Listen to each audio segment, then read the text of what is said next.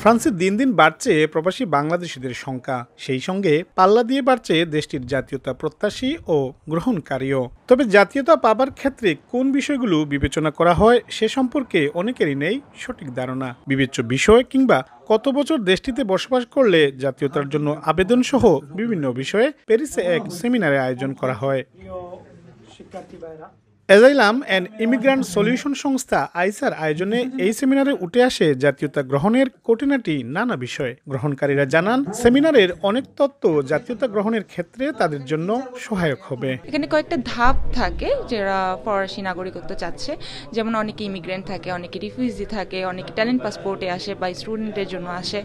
So প্রত্যেকটার জন্য যে মেইন জিনিসগুলো থাকে, জব করার একটা বিষয় থাকে যে অনেক বছর জব করতে হবে, তাদের ফিস দপিগুলো কালেক্ট করতে হবে। আয়োজকরা বলেন, আইনি বিষয় সহ প্রবাসী বাংলাদেশিদের উৎসাহ প্রদানের লক্ষ্যেই তাদের এই আয়োজন।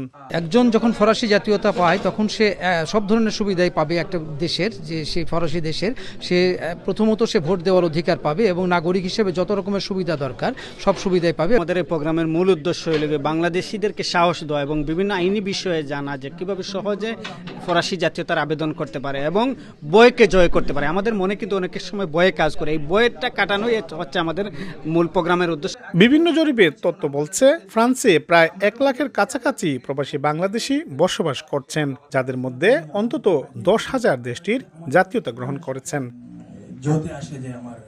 মোহাম্মদ লুৎফুর রহমান বাবু, সময় সংবাদ, প্যারিস।